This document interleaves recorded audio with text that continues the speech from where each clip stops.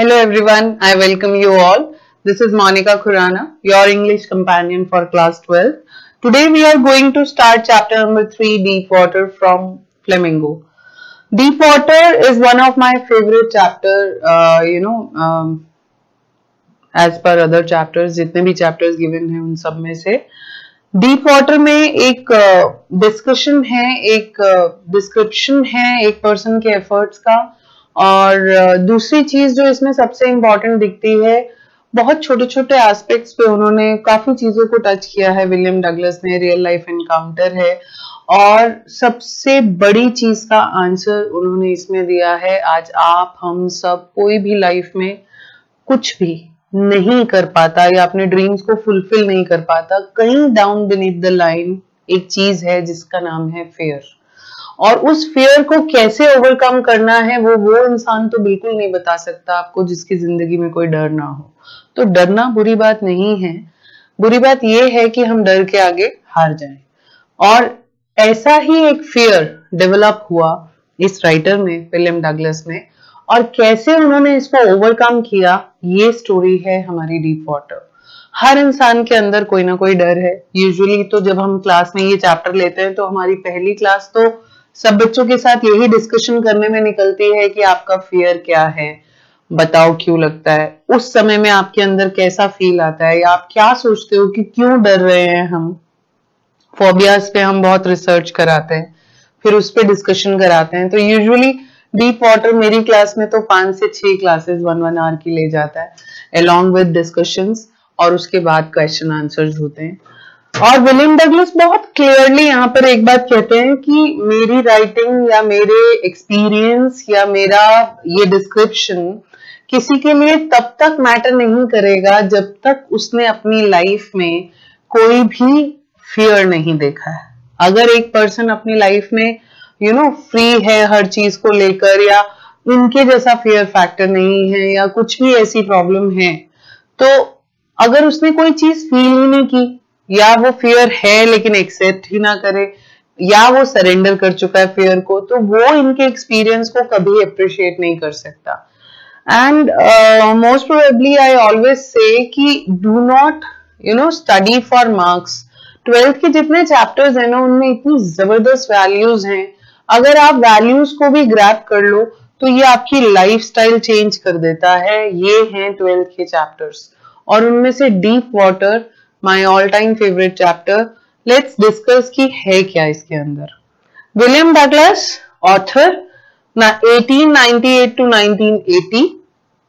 He was born in Maine, Minnesota. After graduating with a Bachelor's of Arts in English and Economics. तो कहीं ना कहीं शायद मैं रिलेट कर पाती हूँ, बिकॉज दोनों मेरे सब्जेक्ट्स हैं। He spent 2 years teaching high school in Yakima. Yakima में उन्होंने 2 years स्पेंड किए, पढ़ाने में बोर हो गए, छोड़ दिया।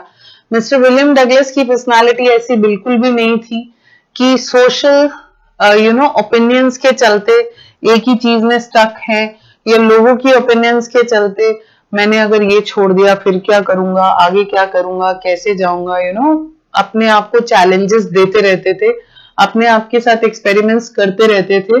और इसीलिए याकिमा जैसी सिक्योर जॉब होने के बावजूद भी ही ड्रॉप दैट, बिकॉज उसमें उन्हें अपनी फाइनल कॉलिंग नहीं दिखी।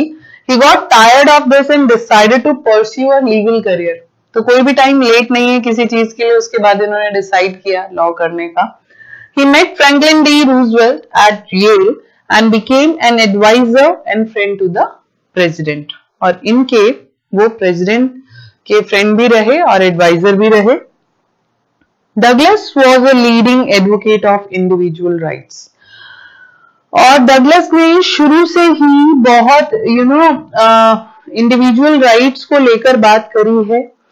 Douglas was a leading advocate. He retired in 1975 with a term lasting 36 years and remains the longest serving justice in the history of the court.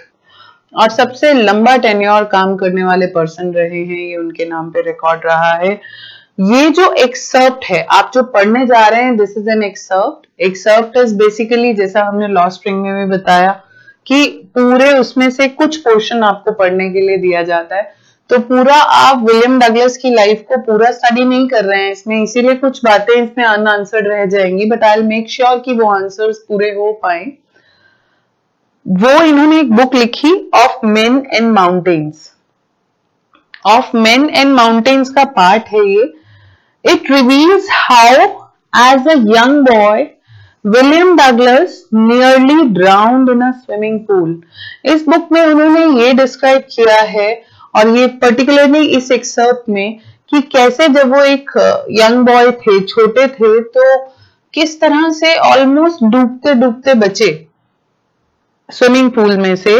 और ये एक तरह का ऐसे है जिसमें उन्होंने अपने फियर ऑफ वाटर के बारे में बात करी है, and thereafter how he finally overcame it, कैसे उन्होंने इस चीज को ओवरकम किया। Notice how the autobiographical part of the selection is used to support his discussion of fear. तो अपने मैक्सिमम आप जब उनकी राइटर्स पढ़ते हैं या उनके बारे में जितना जानने की कोशिश करते हैं, तो उन्होंने लोगों को अवेयर किया है फियर सिर्फ यहाँ है और कहीं नहीं है, और जिस दिन हम अपने फियर को दूर करने की जिम्मेदारी लेते हैं उसी दिन फियर भाग जाता है। और बिलीव मी गाइस, एक फियर ही है जो हमें आगे बढ़ने से रोकता है, चाहे वो किसी भी तरह का हो, चाहे वो हमारे बड़ों का हो, सोसाइटी का हो, फेल होने का हो, किसी पर्टिकुलर चीज में आगे बढ़ने का हो, हाइट का हो, क्लॉस्ट्रोफोबिक हो, any kind of fear, any kind. Her fear का एक ही रूट कॉज है, अगर मुझे कुछ हो गया तो। और इन सबसे भी बड़ा हमने 2 फियर डिस्कस किए, fear of separation, my mother eight 66, 2 मतलब 2 चैप्टर में हमने डिस्कस किए। Fear of separation, that is my mother eight 66, और कहीं ना कहीं वो चीज टच हुई थी लास्ट लेसन में, मैंने टॉपिक में आपसे डिस्कस भी किया था वो। तो देखते हैं ये कहां से अपनी बात कहनी शुरू करते हैं। अगेन ये वो फ्रेजेस हैं जिन्हें आपने लर्न करना है और इन्हें यूज करने की कोशिश करनी है। साइड बाय साइड आपको आंसर्स मिलते रहेंगे। वैल्यूज क्या कवर हुई हैं मैं साथ साथ बताती जाऊंगी आपको। It had happened when I was 10 और 11 years old। उन्होंने कहा कि ये तब हुआ जब मैं 10 या 11 years का था।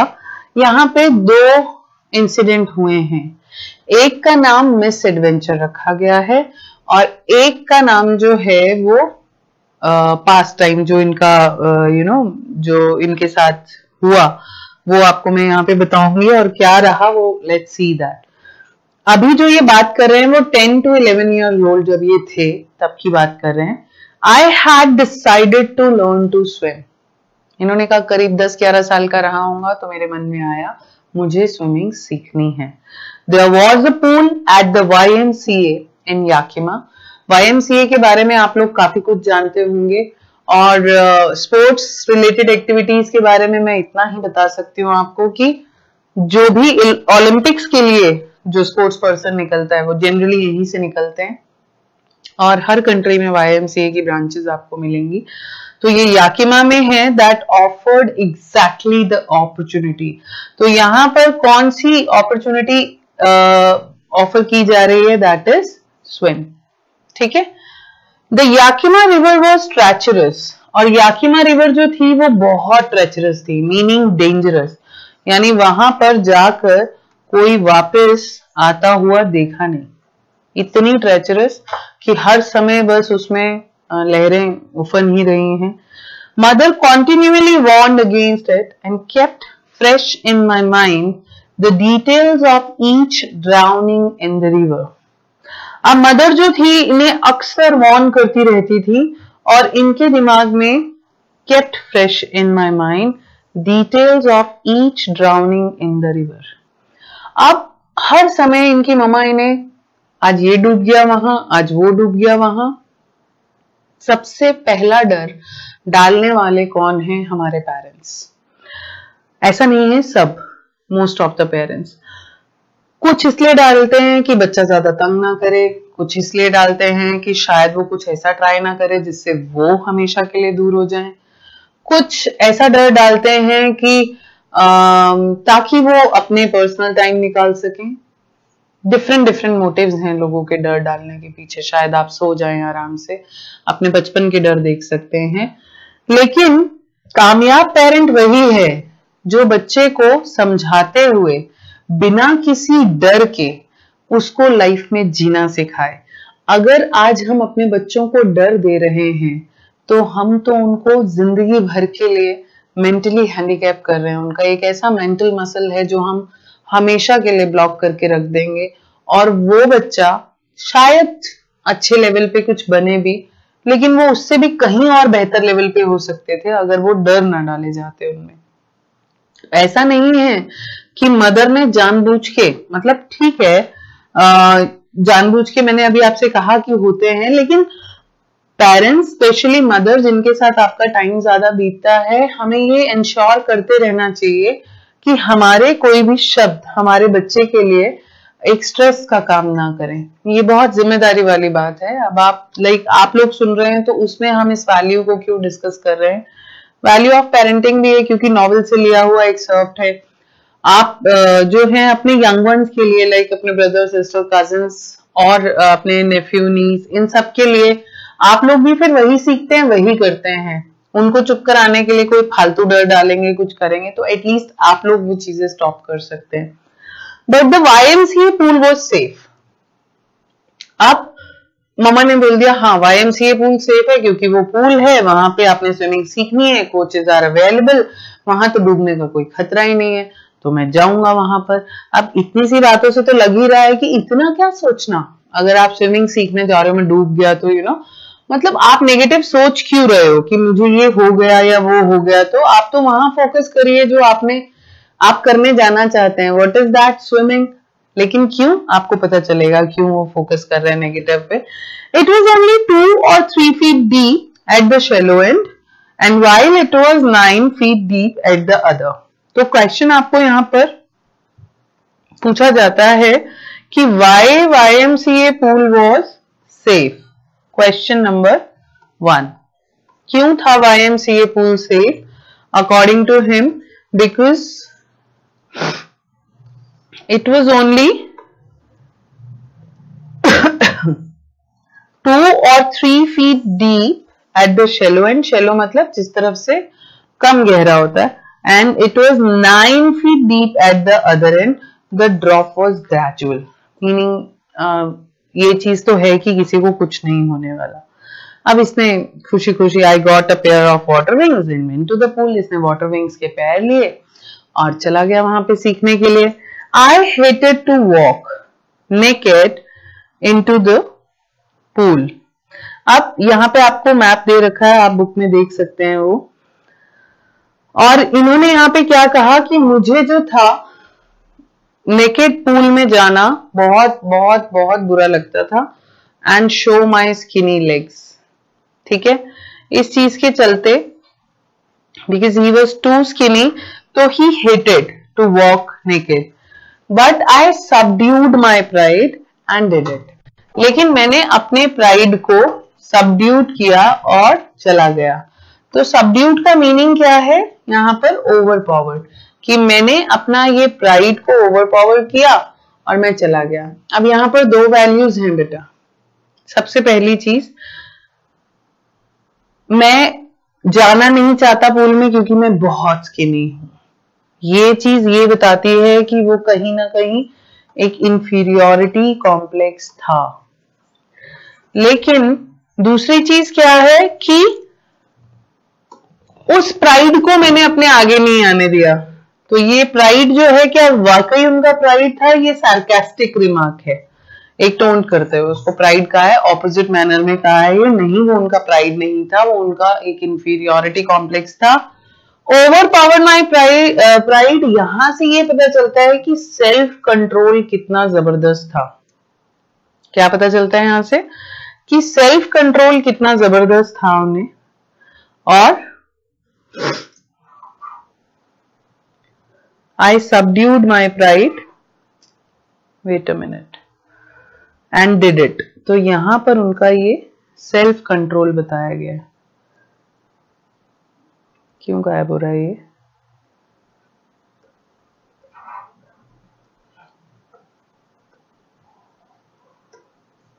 चलो कोई नहीं, ऐसे करते हैं. I had an aversion to the water. Okay, and did it. That is self control. 1 minute.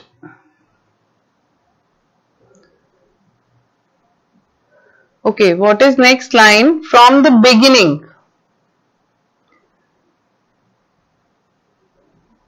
Yes.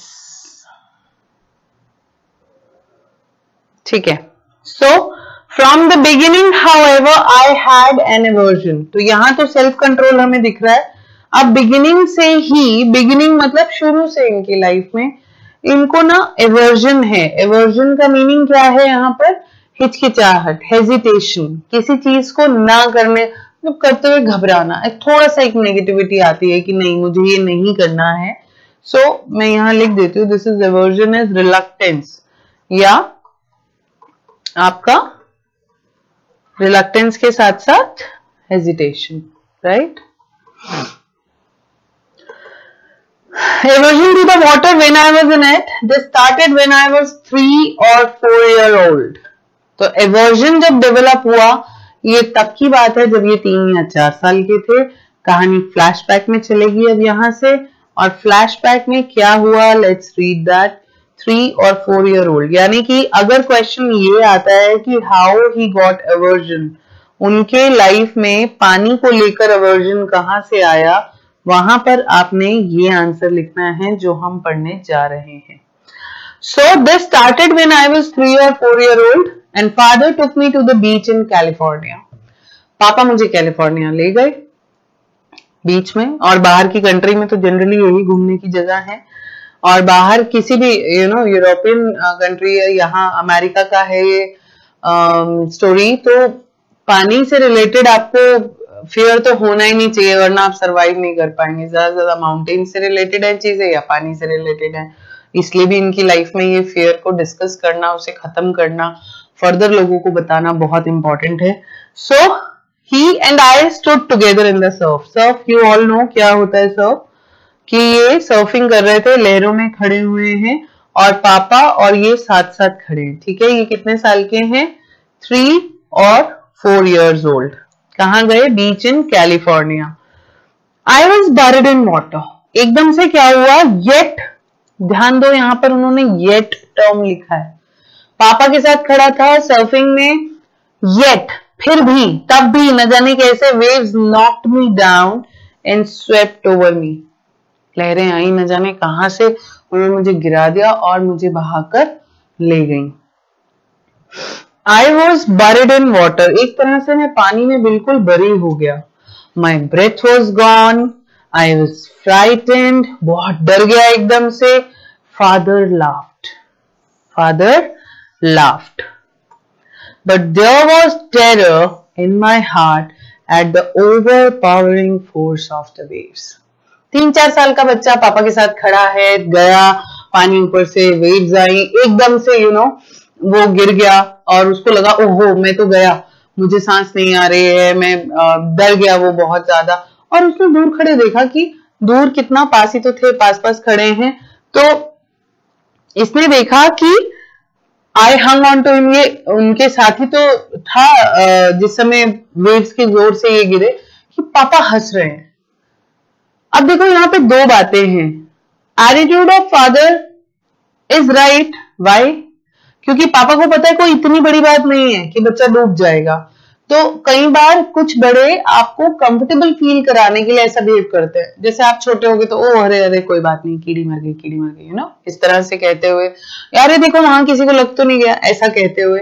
लेकिन जो बच्चा है, जो फर्स्ट टाइम गिर रहा है या जिसे जोर से लगा है, यहाँ पानी में वो बह गया है, वो इस चीज को कैसे इंटरप्रेट करेगा? We can not say that. तो हंसने की बजाय हमें, अगर हम यहाँ क्रिटिसाइज ना करते हुए हम ये कहें कि कहीं ना कहीं उन्होंने मदर का वो वाला स्पेशल पार्ट लिखा कि वो मेरे दिमाग में फ्रेश रखती थी ये बात, वहां पापा हंस पड़े. हम सबसे ज्यादा सेफ एज अ चाइल्ड किसके साथ करते हैं? अपने पेरेंट्स के साथ. हमें जब ये बात आ जाए मैं तो अपने मम्मी पापा के साथ भी सेफ नहीं हूं, तो किसी के भी ऊपर ट्रस्ट नहीं बन पाता. यहाँ पर वो डर कहीं ना कहीं नहीं, चाहे कोई भी है साथ में, पानी मुझे नुकसान पहुंचा देगा, वो एवर्जन क्रिएट हुआ। Aversion is the first stage of fear, you know. Avoid कर सकता हूँ, जब तक करता हूँ मुझे जाने की जरूरत नहीं है, कुछ भी नहीं है। तो वो वाला इंसिडेंट, यहाँ आपको क्वेश्चन आ सकता है कि फादर का बिहेवियर सही था या गलत था, आपके ऊपर डिपेंड करता है। इंटेंशन उनकी गलत नहीं थी, लेकिन यही था कि हमें बच्चों के पर्सपेक्टिव से सोचना चाहिए।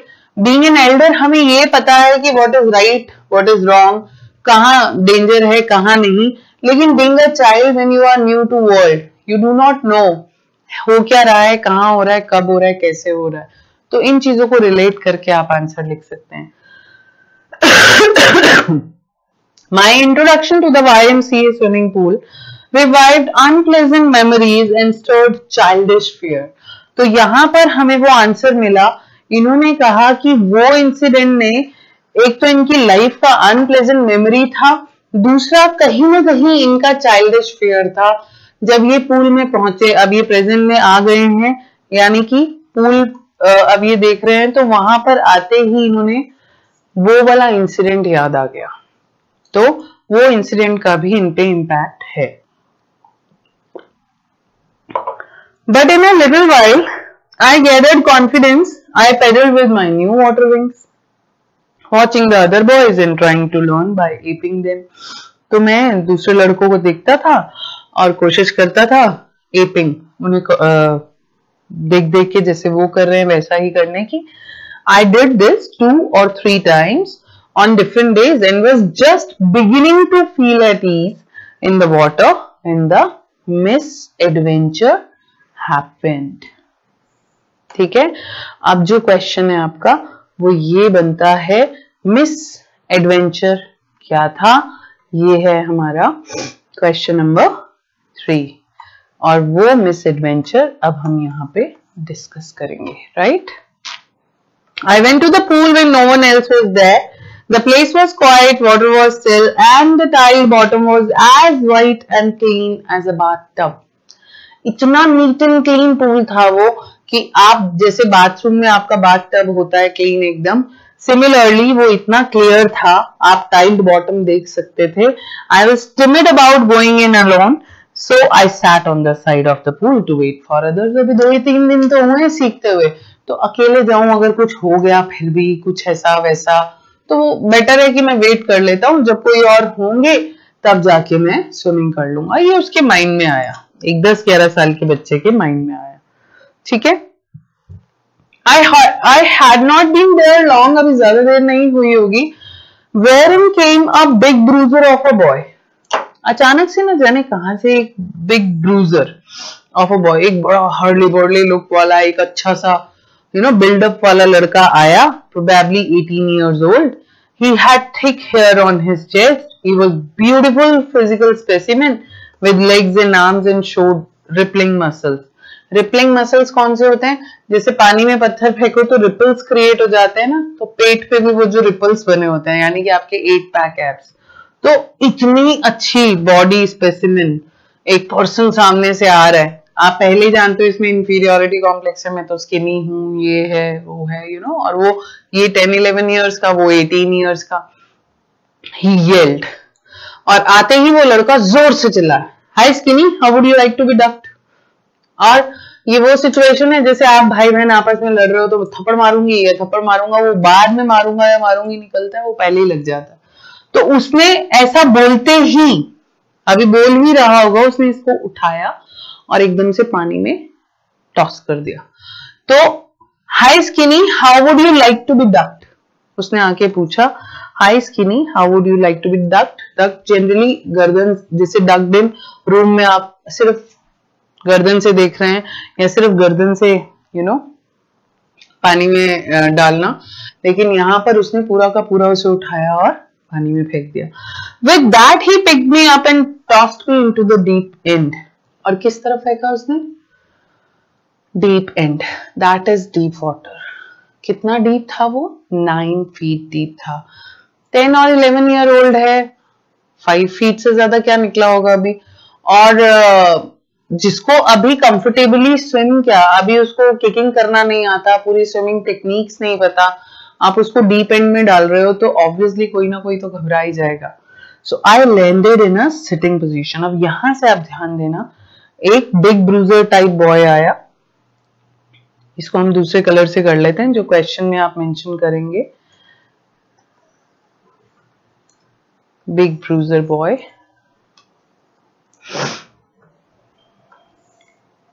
क्या हो रहा है, ठीक है, बिग ब्रूजर बॉय, और he tossed him into the deep end. I landed in the sitting position. अब ये वहां पे सीधा सिटिंग पोजीशन में लैंड किया, swallowed water, पानी पी गया, and went at once to the bottom। और कहां चला गया सीधा, डीप डीप डीप जाता रहा। I was frightened but not yet frightened out of my wits। This is very very very important line। इसको आपको यूज भी करना है और इस पे क्वेश्चन भी आ सकता है। जब भी आप इसके इंसिडेंट, इसकी स्ट्रैटेजी, इन सब के बारे में लिखेंगे तब आप ये लाइन जरूर मेंशन करेंगे, लेकिन साथ ही साथ आपको ये जरूर ध्यान रखना है कि जब ये पूछा जाए तब आंसर कैसे होगा, और जब आप मिस एडवेंचर लिख रहे हैं इस लाइन का मेंशनिंग जरूर होगी। आई वॉज फ्राइटन, मैं डरा हुआ था, बट नॉट येट फ्राइटन, इतना नहीं आउट ऑफ माई वेट्स कि मैं अपनी सेंसेस ना यूज कर पाऊं, प्रेजेंस ऑफ माइंड ना यूज कर पाऊं। कोई भी किसी भी सिचुएशन में क्यों राइट डिसीजन नहीं ले पाता, इसलिए नहीं ले पाता क्योंकि वो अपना प्रेजेंस ऑफ माइंड लूज कर जाता है। वो कैसे होता है, जब हम पैनिक होते हैं तो हमारी बॉडी ऑक्सीजन ज्यादा ग्रैब करने लगती है और ब्रेन जो है हमारे बाकी ऑर्गन्स को ईज पे ले जाने की कोशिश करता है, जिसमें डाइवर्जन आ जाती है, जिसके चलते सबसे बड़ी चीज क्या आती है कि हमारा जो उसी समय एक रिफ्लेक्स होना चाहिए था, या जो एक एक मेन एक्शन होना चाहिए था, हम नहीं कर पाते। तभी आप देखें जितने एंजाइटी पेशेंट्स होते हैं, जितने जल्दी पैनिक हो जाते हैं चीजों को, वो ऑन द स्पॉट जो चीज करनी चाहिए नहीं कर पाते। उनके अंदर भी किसी ना किसी चीज का फियर है, लेकिन यहां पर उसने सेल्फ कंट्रोल रखने की कोशिश की। उसने कहा मैं पैनिक नहीं था। इस बात का मतलब ही वाज नॉट पैनिक्ड, डरा हुआ था, लेकिन इतना नहीं कि हाय क्या करूं क्या करूं क्या करूं। उसने बड़ी शांति से काम लिया और उसने अपने एक दिमाग में स्ट्रैटेजी बनाई। ऑन द वे डाउन, जैसे ही वो नीचे जा रहा था, इसने प्लान किया। क्या प्लान किया, when my feet hit the bottom, this is strategy, when my feet hit the bottom I would make a big jump, come to the surface, lie flat on it and pedal to the edge of the pool। ये चीज इसने यहां पर सोची कि मैं जब नीचे जाऊंगा तो जैसे ही मेरे पैर नीचे लगेंगे मैं एक बिग जंप करूंगा, सरफेस पे आऊंगा, सीधा लेट जाऊंगा और फिर पैडल करता करता पूल के एज तक पहुंच जाऊंगा। ये उसने एक स्ट्रैटेजी प्लान की, ठीक है। It seemed a long way down, लेकिन नीचे जाना तो जाता ही जा रहा हूं, जाता ही जा रहा हूं, जाता ही जा रहा हूं। अब जैसे मैंने कहा ये लाइन आप नहीं भूलेंगे, सिमिलरली आप ये लाइन को मिस एडवेंचर में जरूर मेंशन करेंगे। वो 9 फीट इसके लिए 90 फीट के बराबर थे। हैप्पीनेस का टाइम अगर आप 6 आवर्स भी स्पेंड कर दो, ऐसा लगता है 6 मिनट भी नहीं हुए।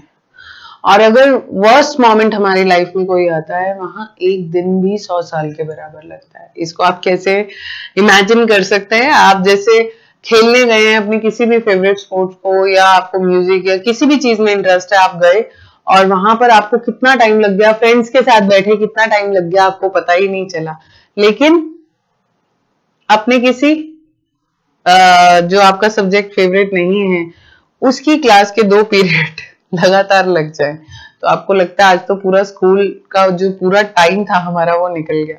तो बेसिकली जिन चीजों में हमें टेंशन होती है या हम घबराते हैं, वो चीजों का टाइम या ड्यूरेशन हमको थोड़ा लंबा लगता है।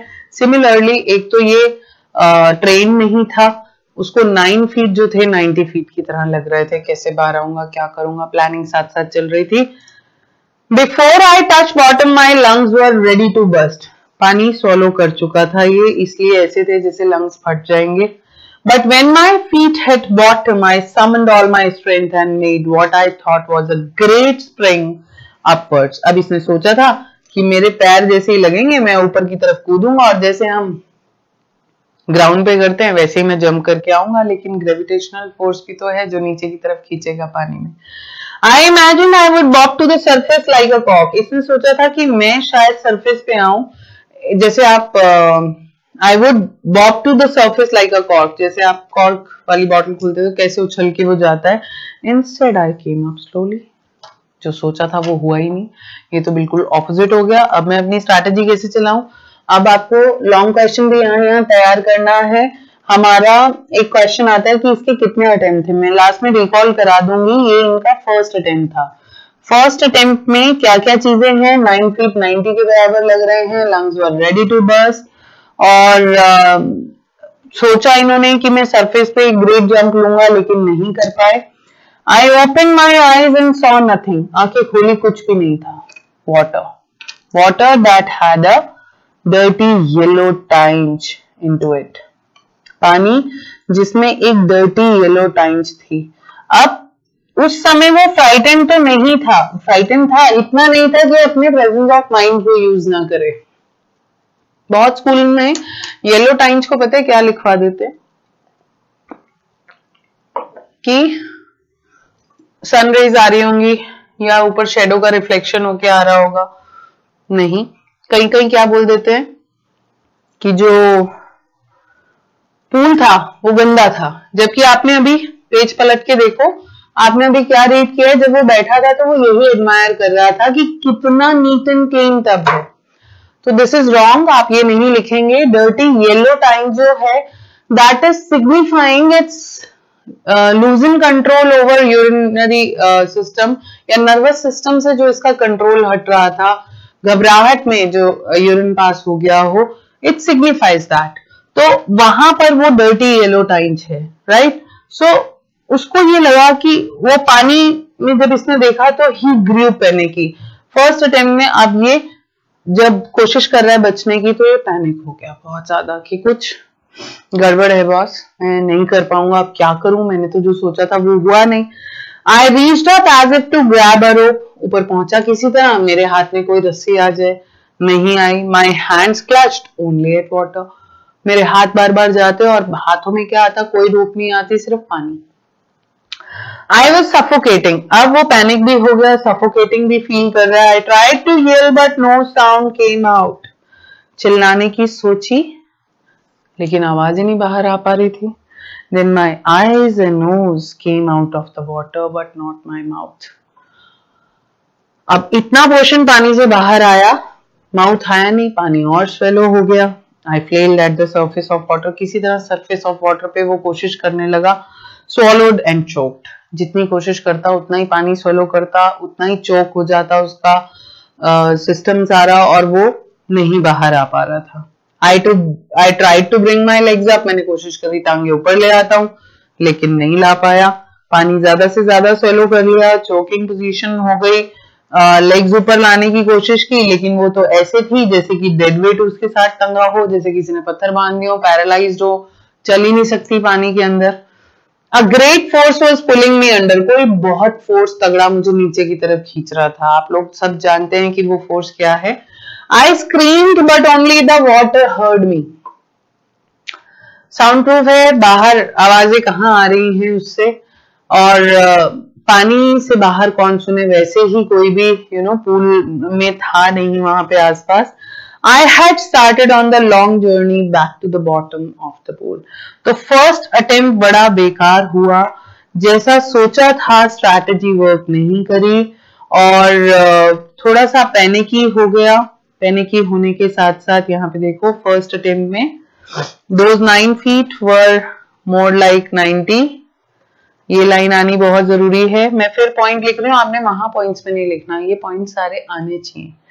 Then lungs were ready to burst. Strategy के हिसाब से इसने ऊपर जंप करने की कोशिश की, ऑपोजिट हुआ, ठीक है, और जो उसने सोचा था वो नहीं हो पाया। उसके बाद क्या हुआ? इसने कुछ नहीं देखा, सिर्फ वाटर वाटर। उसमें डर्टी येलो टाइंज थी, दैट शोज कि नर्वस सिस्टम पे कंट्रोल लूज हो रहा था।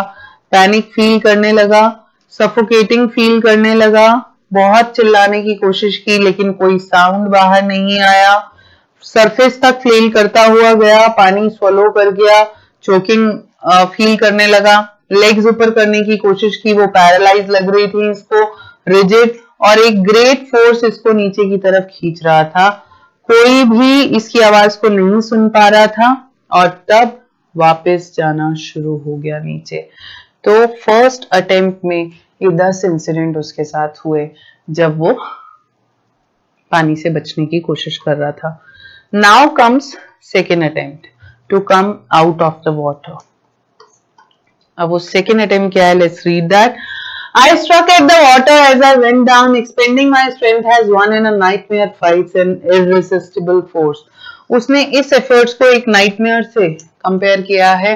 जब आप कुछ एक हैवी प्रेशर अपने ऊपर फील करते हैं या गिरने जैसा लगता है या लगता है कि कुछ मेरे ऊपर ओवर पावर कर रहा है, ऐसा उसको लगा और अपनी स्ट्रेंथ को बढ़ाने की कोशिश कर रहा था। वो अपनी ब्रेथ खो चुका था, lost all my breath, lungs ached, अब इसको पेन फील हो रहा है, हेड थ्रोब्ड, जैसे हिल्स पे जिनको प्रॉब्लम हो उनको फील होता है।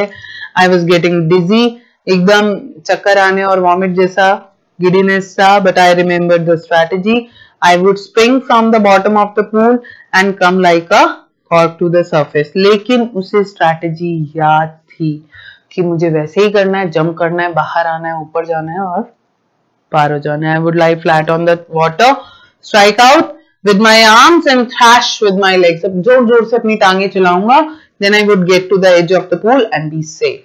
फिर मैं पूल के एज तक आ जाऊंगा, तब तक सेफ। क्या है ये?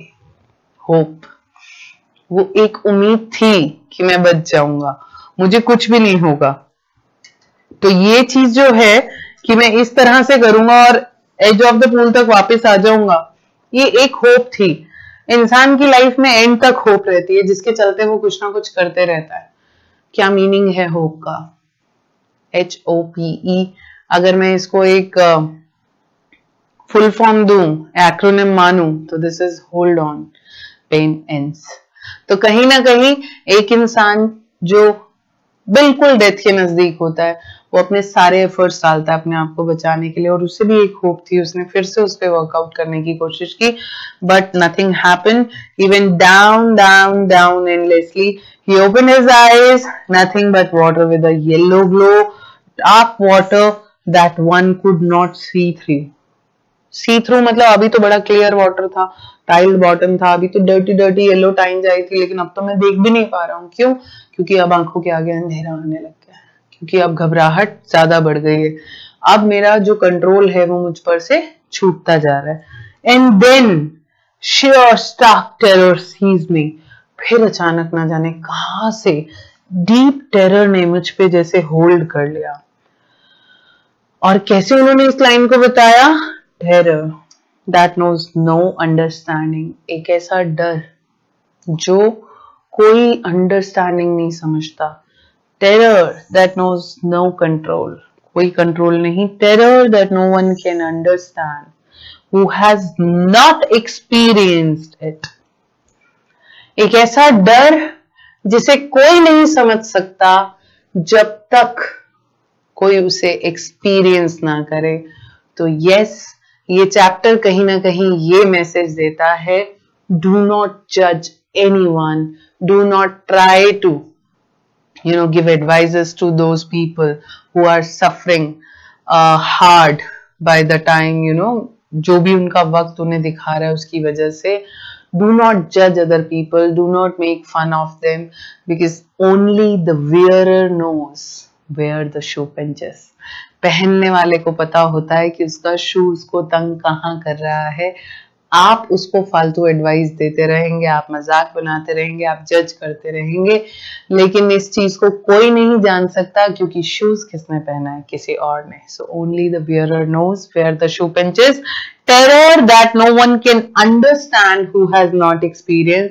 ये उन्होंने क्यों कहा? शायद जिससे भी वो अपना ये एक्सपीरियंस शेयर करते होंगे तो बहुत लोग कहते होंगे अरे पागल था, ऐसे करता, वैसे करता, ये करता, वो करता। एक बहुत ही बहुत हॉरिफिक एपिसोड था हमारी दिल्ली का 16 दिसंबर का, जहां डॉटर ऑफ दिल्ली के साथ इतना बुरा हुआ जब दो फ्रेंड्स बस में जा रहे थे। आपको पता है उस समय उस गर्ल ने तो बहुत सर्वाइव किया, बहुत ज्यादा, बहुत सफर भी किया, लेकिन जो कुछ भी सफर किया उसने और उस लड़के ने किया जो उसका फ्रेंड था वहां, आई थिंक सबने कुछ ना कुछ उससे सीख ली, या कुछ अपने अपने कुछ आए लोगों के हाथ में कुछ भी समझने को चीजें। लेकिन शायद एक जो अंधेरे में चला गया, ये वही उसका फ्रेंड था जिसको कितना सुनना पड़ा होगा कि तुम ये कर सकते थे, तुम वो कर सकते थे, तुम बस के शीशे तोड़ सकते थे, तुम जंप कर सकते थे। हम किसी की सिचुएशन में नहीं है, इसलिए हम किसी को एडवाइस नहीं कर सकते, क्योंकि उस समय का स्टेट ऑफ माइंड अलग है, उस समय के सर्कमस्टांसेस अलग हैं, उस समय आपके आसपास क्या अवेलेबल है, आपका टेरर, आपका फियर फैक्टर, आपकी एंटिसिपेशन आपको किस तरह से गाइड कर रही है, we can not say anything. और यही चीज हमने वहां पे देखी कि who has not experience it. I was shrieking under water, मतलब बहुत घबरा रहा था, डर रहा था, कांप रहा था जैसे पानी का भूत हो कोई। और I was paralysed under water, stiff, rigid with fear, एकदम स्टिफ, एकदम रिजिड, डर के मारे डरा हुआ, समझ नहीं आ रहा क्या करूं। Even the screams in my throat were frozen, चिल्लाने की कोशिश कर रहा है, वो चीखें जैसे फ्रीज हो गई हैं। Only my heart and the pounding in my head said that I was still alive. तो सिर्फ जो यहाँ पर थॉट प्रोसेस चल रहा था और जो हार्ट बीट थी उसकी, वो उसे बता रही थी अभी तू जिंदा है, अभी तू जिंदा है। और सिर्फ उसी के चलते ही ट्राइड हार्ड कि शायद मैं फिर से बच जाऊं। And then in the midst of the terror came a touch of reason. फिर अचानक न जाने कहां से डर के बीचों बीच एक टच ऑफ रीजन आया, फिर से उम्मीद बनाने का। और वो रीजन क्या था? I must remember to jump and I hit the bottom. इसका पैर टकराया टाइल्ड बॉटम से और इसे याद आया मुझे जंप करना है। At last I felt the tiles under me, my toes reached out as if to grab them. और मेरे टोज वहां पहुंचे जैसे वो उन्हें ग्रैब करना चाहते हैं। जितना भी इसके पास हिम्मत बची थी सारी इकट्ठी की और जंप लगा दी, लेकिन क्या उससे कुछ हुआ? No, jump made no difference. The water was still around me. I looked for ropes, ladders, water wings, nothing but water. So, second episode में हमारे साथ क्या हुआ जब इसका second attempt था कि नाइटमेयर जैसा फील हो रहा है इसे, लंग्स एक कर रहे हैं, हेड थ्रोप कर रहा है, डिजीनेस सी फील कर रहा है। स्ट्रैटेजी इसे पूरी याद है, इसने लेग से थ्रैश करने की भी कोशिश की है। एक डर अजीब सा फील कर रहा है और वो डर वही समझ सकता है who has experienced it। Legs, body सब ऐसा फील हो रहा है उसको जैसे पैरालाइज्ड हो गई हैं। अब उनका रिएक्शन फील नहीं कर पा रहा। आई वाज स्टिल अलाइव, क्या किस चीज से फील हो रहा है ये क्वेश्चन अलग से आता है कि इतने प्रॉब्लम में भी उसको कैसे ये भरोसा हुआ कि वो अभी जिंदा है। वो यही था उसकी heart beat and pounding in his head. ये मेंशन होने चाहिए, मैंने तभी मार्क किए ये चीजें। और टच ऑफ रीजन क्या था, ये भी एक बहुत इंपॉर्टेंट क्वेश्चन है। इसमें कुछ अलग अलग लाइंस लिखाते हैं बच्चे, आप ये कहेंगे while second time, it was at the second time when he was trying to get rid of water या come out of the water। और वो वहां से उसने क्या फील किया, ये चीज था उसका पैर टकराया टाइल से, उसने जो भी कुछ था उससे जंप किया लेकिन कोई डिफरेंस नहीं हुआ। Water was still around me. I looked for ropes, ladders, water wings, nothing but water. A mass of yellow water held me. लेकिन कुछ भी नहीं था, येलो वाटर ही था सब तरफ। स्टार्क टेरर, अब यहां से हो गया हमारा थर्ड अटेम्प्ट। ठीक है, took an even deeper hold on me, लेकिन इस बार तो कुछ ज्यादा ही पानी ने मुझ पे अपना होल्ड जमा दिया। Like a great charge of electricity, कैसे? जैसे कोई इलेक्ट्रिसिटी करंट मारती है। Stark terror, deeper hold, like a great charge of electricity. कांपने लग गया डर के मारे। shook and trembled with fright. My arms wouldn't move, legs wouldn't move. I tried to call for help, to call for mother, nothing happened। और last में कौन याद आता है? मम्मा। लेकिन कुछ नहीं हुआ, कोई मुझे बचाने नहीं आया। And then strangely there was light। और फिर न जाने कहां से लाइट आई, और उस लाइट में क्या हुआ, I was coming out of the awful yellow water. मैं उस पानी से बाहर आ रहा था, एटलीस्ट माई आईज वर। क्या हो गया अब ये, ऑलमोस्ट डेड, ऑलमोस्ट, मतलब ये नियर डेथ एक्सपीरियंस था उसकी लाइफ का, जहां उसने फील किया है मौत किसे कहते हैं।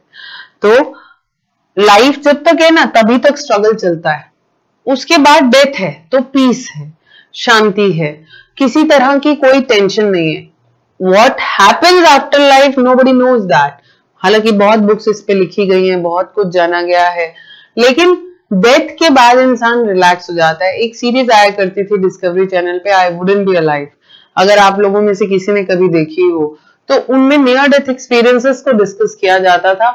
कितना स्ट्रगल करने के बाद लास्ट में वो इंसान यही कहता था कि जब वो सब छोड़ देता था तो हेल्यूसिनेशंस होने शुरू हो जाते थे, फ्री फील करता था पर्सन की, अब क्या, कोई टेंशन नहीं, अब तो जाना है तो जाना है। सिमिलरली अब ये जैसे बाहर आ रहा था ऑफुल येलो वाटर से, at least my eyes were, my nose was almost out too, तो आईज और नोज दोनों बाहर थी। Then I started down a third time, I sucked for air and got water. नीचे जाना शुरू हुआ, यहां तक आप सेकंड तक लिख सकते हो, इधर से थर्ड, थर्ड में भी थोड़ा सा वो पोर्शन मिला लेना। I sucked for air and got water. Air जैसे ये ब्रीद इन करना चाहता था लेकिन पानी ज्यादा आ जाता था। Yellowish light was going out, then all efforts ceased, फिर तो सारे एफर्ट्स बंद हो गए। I relaxed, even my legs felt limp, blackness swept over my brain. अब तो ब्रेन भी कुछ नहीं सोच रहा, जो होगा देखा जाएगा। इट वाइप्ड आउट फियर, सारा डर निकल गया। It wiped out terror, there was no more panic, कुछ पैनिक नहीं हूं। It was quiet and peaceful, बहुत शांत, बहुत शांत। Nothing to be afraid of, डरने की कोई बात ही नहीं थी।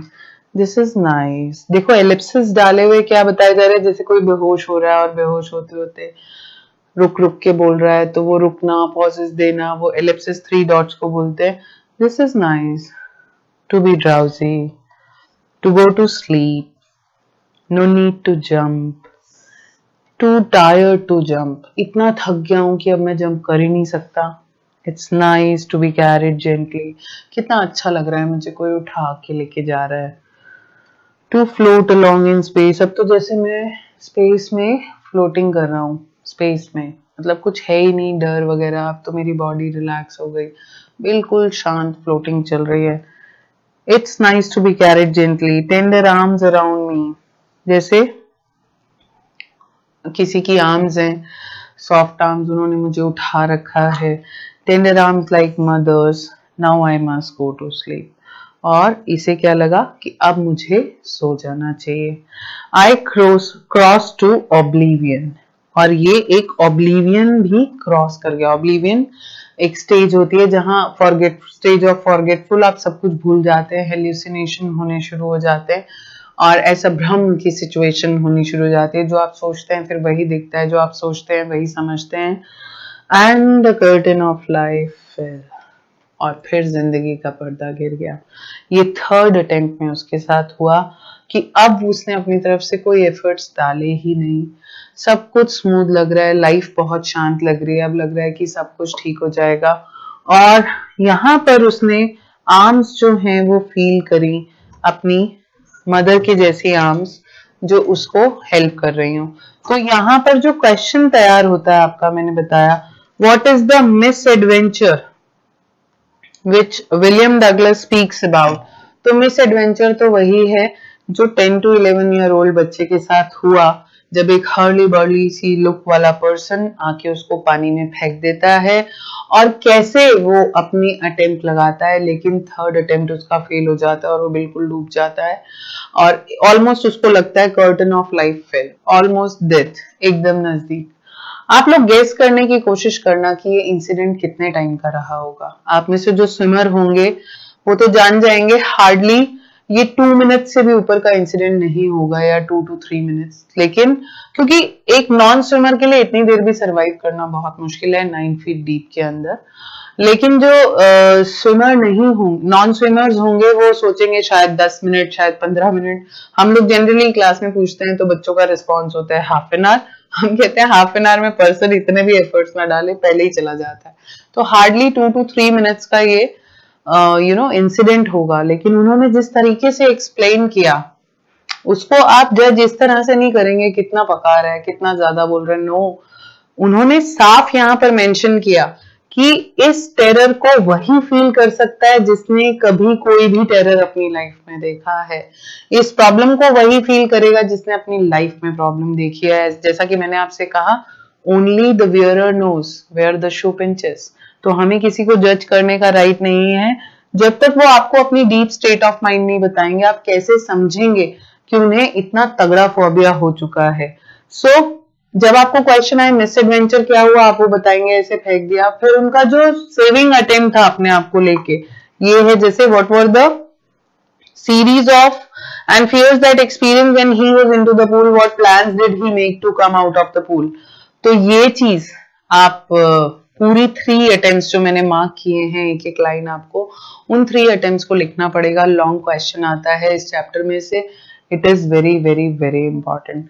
आज का जो टास्क रहेगा आपका डायरी को लेकर, उसमें आप अपने किसी फियर के ऊपर बहुत अच्छे से सोचेंगे और अपने आप से पूछेंगे वाई फैक्टर, क्यों डरते हैं, और अपने आप से प्रॉमिस करेंगे उस फियर से बाहर आने की। कुछ स्ट्रैटेजीज बनाएंगे अपने लिए जिसके चलते आप लाइफ में उस फियर को ओवरकम कर पाए। इसके अलावा कहीं ना कहीं एक बहुत बड़ी चीज जो आप ना करने का प्लेज लेंगे, दैट इज कि अपने आसपास किसी के भी मन में कोई भी डर नहीं डालना। अपने किसी बड़े भाई बहन, कजिन, अपने अपने भाई भाभी, दीदी, किसी को भी, अपने बच्चों में कोई डर डालते हुए अगर आप देखें, आप वही रोकेंगे। क्योंकि ये छोटे छोटे डर होते हैं जो किसी भी इंसान की लाइफ में डरते हैं, वही जाके बहुत बड़े बन जाते हैं। फिर इंसान सब चीजों से डरना शुरू कर देता है। सो एक अच्छी पेरेंटिंग वही है जहां हमारे बच्चे बिना डर के अपनी जिंदगी को जीना सीख सके। लेकिन वो बिना डर जो है वो बदतमीजी या लॉ का ये नहीं होना चाहिए कि हम कुछ गलत कर रहे हैं सोसाइटी के लिए। वो डर जो है वो यही है कि जियो और जीने दो वाली situation. So on this note I take your leave. Thank you so much for listening.